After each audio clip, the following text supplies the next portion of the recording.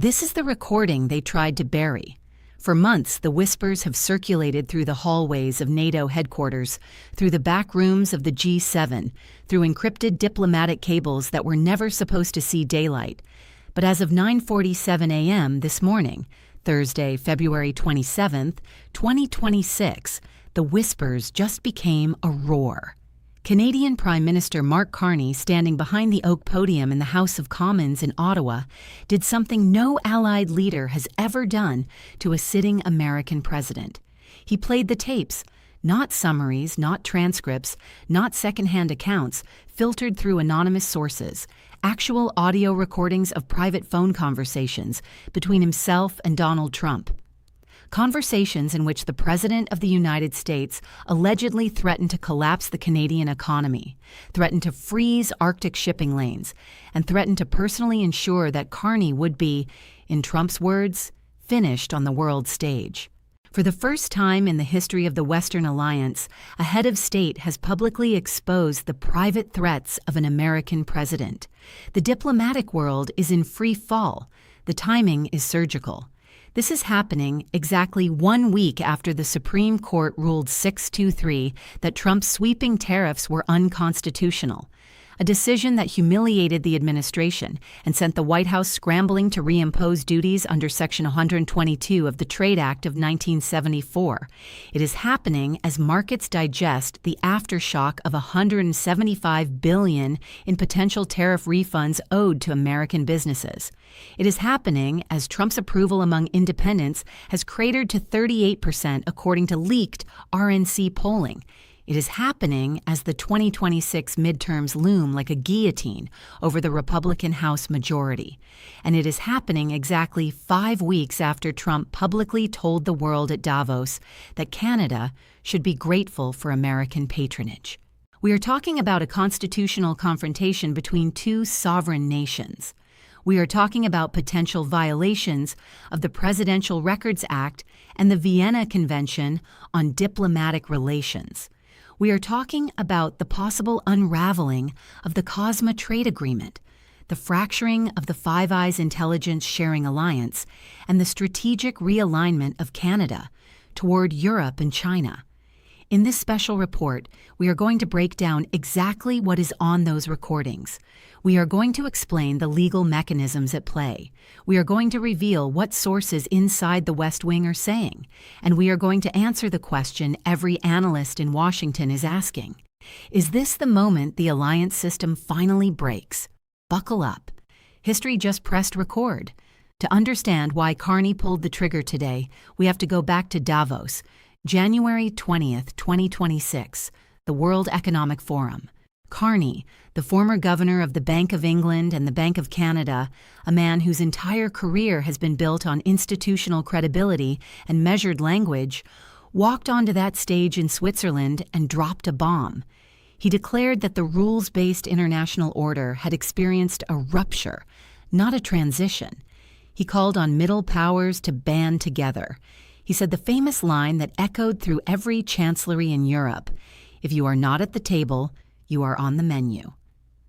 The speech received a standing ovation. It was broadcast live on the BBC on France 24 on NHK, and it reportedly sent Donald Trump into a fury that has not subsided since. Sources inside the White House say Trump watched the speech from the residence on a 30 second delay. According to two senior officials who spoke on condition of anonymity, the president turned to an aide and said, "Who does this banker think he is?" The next day, Trump took the Davos stage and fired back publicly. Canada lives because of the United States. He told the assembled billionaires they should be grateful. He rescinded Canada's invitation to his Board of Peace. He threatened 100% tariffs if Canada pursued trade deals with China.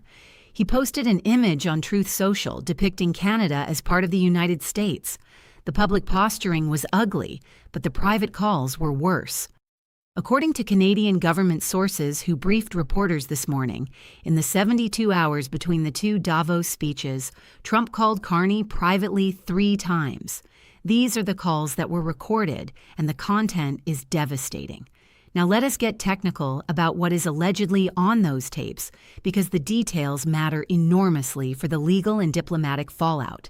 According to the transcript excerpts released by the Prime Minister's office in Ottawa at 9:50 a.m. Today, the first call occurred on January 20th at approximately 11:15 p.m. Central European Time, roughly 5 hours after Carney's speech. Sources say the conversation lasted 14 minutes.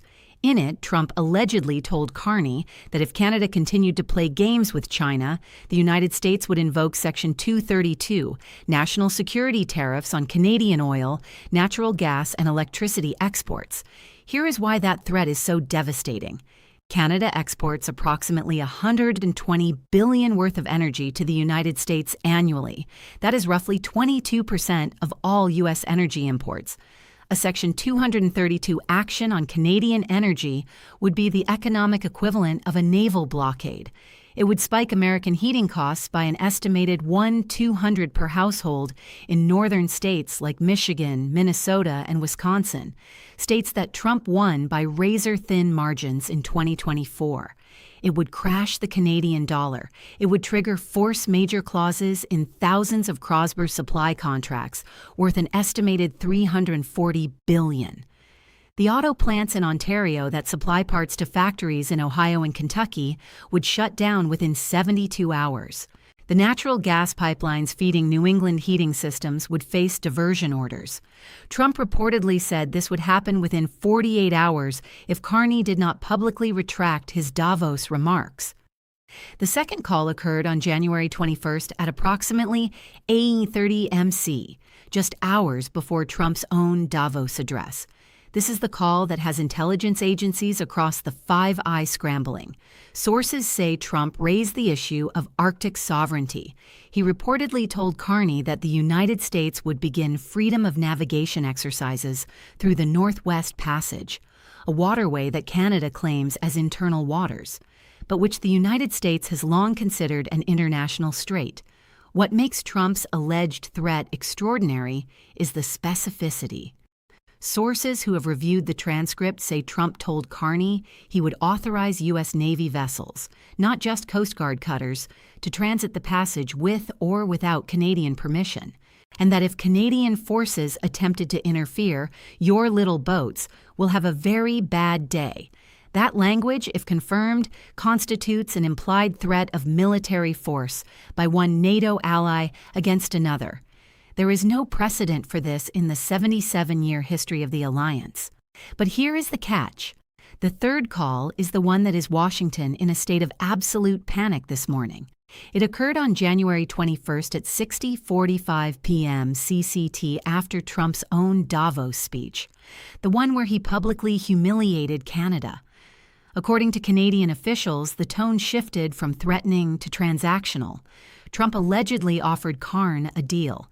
The United States would drop all tariff threats, restore the border of peace invitation, and publicly praise Carney as a great leader if Carney agreed to 3 conditions. 1. Publicly endorse the Greenland Acquisition Framework. 2. Withdraw Canadian opposition to U.S. Arctic claims. 3. Cancel Canada's recently announced trade partnership with China, the deal that included allowing up to 49,000 Chinese electric vehicles into the Canadian market. Sources in the PMO say Carney declined all 3, and it was at that point that Trump allegedly said the sentence now plastered across every front page in the Western world: "Mark, you are making a very big mistake. I will make sure you are finished, not just in politics, finished everywhere. I have people who can make that happen." The legal implications of these recordings cascade across at least 5 jurisdictions. In Canada, the CSS Act authorizes the collection of intelligence related to threats to national security. Carney's office is arguing that Trump's threats constituted a direct security threat to Canadian sovereignty, thereby justifying the recordings without consent. In the United States, no federal law prohibits a foreign head of state from recording a conversation with the president. The question is whether the release constitutes espionage, diplomacy, or an act of provocation. The White House counsel's office has been in emergency session since 6:00 a.m. Eastern. They are reportedly preparing a filing with the International Court of Justice arguing Canada violated Article 41 of the Vienna Convention on Diplomatic Relations. But there is no precedent for this filing. They are building the legal theory from scratch. Here is what nobody is talking about this morning. The existence of these recordings means that every conversation Donald Trump has had with any foreign leader since January 20th, 2025 is now potentially compromised. Every call with Zelensky about Ukraine, every call with Netanyahu about Gaza, every call with Mohammed bin Salman about oil prices, every call with Jinping about Taiwan, every leader on earth is now asking, did they record me too? And more critically, did I say something I cannot afford to have made public? Sources inside the State Department describe the atmosphere as total institutional paralysis. Ambassadors from at least 14 countries have requested emergency consultations with their counterparts in Ottawa, not to condemn Carney, to find out what else Canada knows. This is the contagion effect. The recordings themselves are damaging, but the uncertainty they create is catastrophic. The entire architecture of great power diplomacy, the phone calls, the back channels, the off-there assurances, is built on the assumption of confidentiality. Carney just detonated that assumption. He did not just release tapes, he destroyed the trust infrastructure of international relations. And trust, once broken at this level, does not rebuild in months or years. It takes generations. It gets worse. The timing of the release is synchronized with a coordinated diplomatic offensive that suggests months of preparation. Within 2 hours of Carney's parliamentary statement, the following events occurred in rapid succession. At 11:50 a.m. Eastern, French President Emmanuel Macron issued a statement calling for an emergency session of the NATO North Atlantic Council. At 12:15 p.m., German Chancellor Friedrich Merz called for a formal EU investigation into whether Trump's threats constitute grounds for invoking Article 4 of the North Atlantic Treaty. At 2 a.m., the Danish Prime Minister released a statement linking the recordings to Trump's ongoing Greenland pressure campaign. At 12:45 p.m., Australian Prime Minister Anthony Albanese called for a Five Eyes emergency review. This is not spontaneous. This is a coordinated strike. Carney is the tip of a spear that has been sharpened behind closed doors by a coalition of middle powers who have collectively decided that the risk of confronting America is now less than the risk of remaining silent. Sources inside the West Wing describe the president's reaction as beyond nuclear. Trump reportedly learned of the recordings from Fox News, not from his own intelligence briefing, because the CIA had been caught off guard as well. His first reaction was to demand the immediate expulsion of the Canadian ambassador. His second was to call for closure of the U.S.-Canada border, the longest undefended border in the world at 55 and 25 miles. His third was to order the Pentagon to prepare a demonstration of force near the Canadian border, a request that Secretary of Defense Pete Heck reportedly told him was not advisable. The White House put out a statement at 10:30 a.m., calling the recordings illegally obtained fabrications designed to destabilize the democratically elected government of the United States. But the statement did not deny the content. That is the detail every analyst is focused on. They called the recordings fabrications. They did not say the words attributed to Trump are false. In legal terms, a non-denial denial. In political terms, an admission wrapped in outrage. The financial hemorrhage cascading through global markets as we speak. The Dow Jones dropped 847 points in the first 90 minutes of trading. The S&P 500 is down 3.2%. The Canadian dollar, paradoxically, is up 1.8%, 8% against the greenback, because investors are interpreting Carney's move as a sign of strength. Gold has surged past $3,400 an ounce. Treasury yields on the 10-year note have spiked to 4.9% as Canadian pension funds holding an estimated $280 billion in U.S. treasuries begin what traders are calling the credibility unwended. The fear is not the recordings themselves. The fear is that if Canada, America's closest ally, no longer trusts the United States enough to keep conversations private, then who does? The Japanese, holding $1.1 trillion in U.S. debt, are watching. The Europeans, with $4.3 trillion in cross-Atlantic exposure, are watching. The recordings are not just an embarrassment. They are a repricing event for American credibility. And American credibility, more than aircraft carriers, more than nuclear warheads, is the single most valuable asset the United States possesses. Let us push the scenario to the extreme. If the NATO North Atlantic Council convenes under Article 4, it will be the first time in history that consultations have been triggered by the actions of the alliance's own leading member. The precedent most cited is Turkey's invocation in 2003 before the Iraq War. But those were external threats. This would be an internal reckoning. If the investigation finds that Trump's threats constitute a genuine security risk, NATO faces an existential choice. It can censure the United States, symbolically devastating but legally toothless. It can improvise a suspension of U.S. voting rights through a consensus resolution. Or it can do what some European defense hawks have been quietly advocating: begin the formal construction of a European-Canadian Pacific defense architecture that operates in parallel to NATO without depending on American leadership.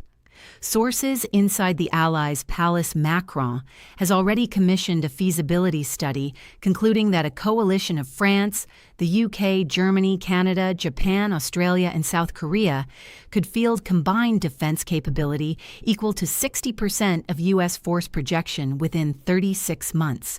The estimated cost is $780 billion over 3 years, funded through a combination of defense bonds and redirected NATO contributions. That is not a replacement for America. It is an insurance policy. And the fact that it exists, that allied nations have been quietly planning for a post-American security architecture, while smiling at NATO summits, tells you everything about how far the trust has eroded long before Carney pressed play. The domestic political fallout is equally devastating. Remember, this is a president who just 2 weeks ago threatened to block the opening of the Gordie Howe International Bridge between Detroit and Windsor, a $4 billion infrastructure project that Canada paid for entirely because he wanted leverage in trade negotiations. Layer that on top of the Supreme Court tariff ruling from February 20th, when 6 justices, including 2 Trump appointees, told the president his signature economic policy was illegal. Trump called them unpatriotic and an embarrassment to their families. He immediately reimposed tariffs under a different statute, daring the courts to stop him. Now add Carney's tapes. The picture that emerges is of a president who threatens allies in private, defies the judiciary in public, blocks bridges for leverage, and burns institutional relationships to preserve personal power. For Republicans heading into November, this is a 5-alarm fire. Sources inside the RNC say internal models now project losses of 25 to 35 House seats and a possible 3-seat Senate flip if the recordings dominate the cycle through March. The invisible primary for 2028 has accelerated by 2 years. Vance, Dantis, Haley, and Yen are all making calls today not to defend the president, to position for the aftermath. The donors, the Wall Street money, the corporate PACs are watching this and calculating the cost of loyalty. And in American politics, when the money starts doing math instead of making bets, the regime is already over. The psychological dimension cannot be overstated. Trump built his identity on being the ultimate deal maker. The recordings shatter that myth. They show a leader who resorts to threats when charm fails, who confuses intimidation with negotiation. For the MAGA bases, the reaction will be rage. They will call it a setup. They will call it election interference. But among independents, among suburban voters, among retired military officers who understand alliances, the recordings confirm their worst fear. The bluster is not an act. The man who said, "Your little boats will have a very bad day." To a NATO alien, that realization, once it settles, does not go away. It metastasizes through every conversation, at every kitchen table, in every swing district in America.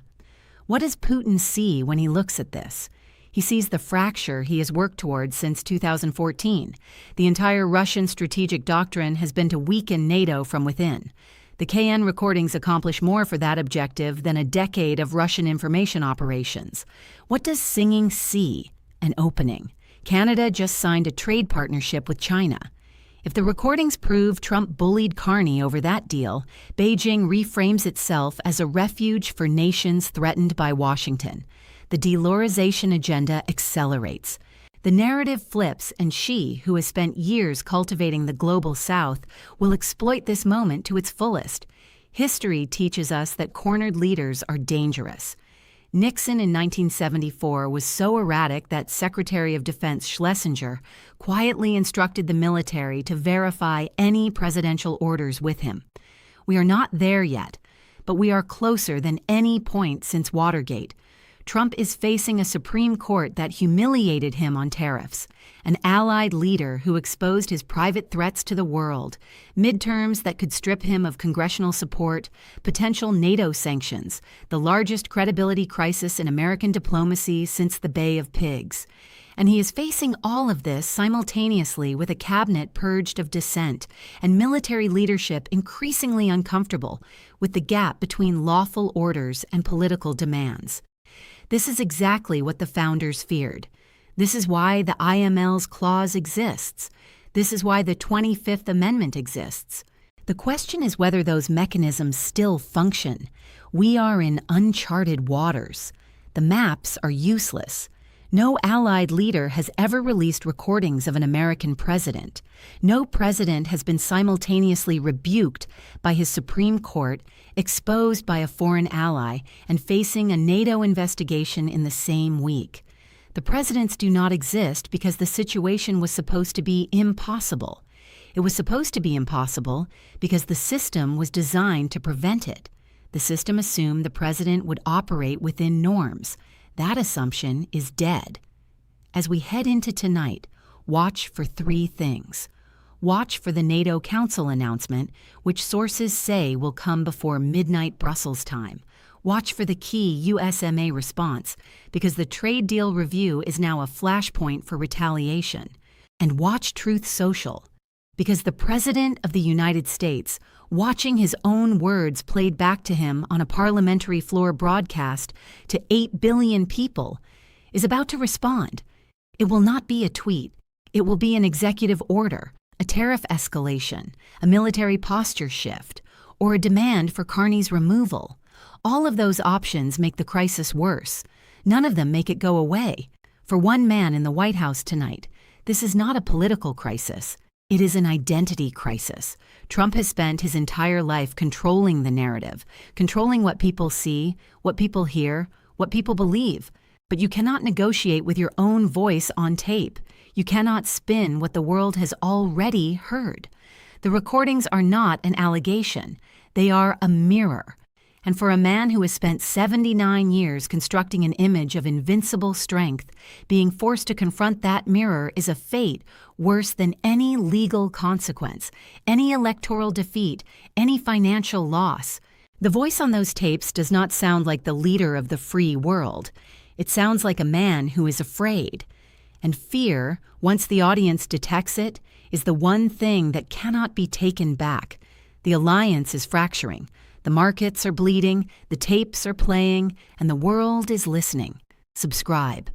Stay tuned, because the next 48 hours will determine whether the Western alliance survives its own leader, or whether the order that kept the peace for 8 decades finally collapses under the weight of one man's hubris. The history books are not just being written this week, they are being recorded. And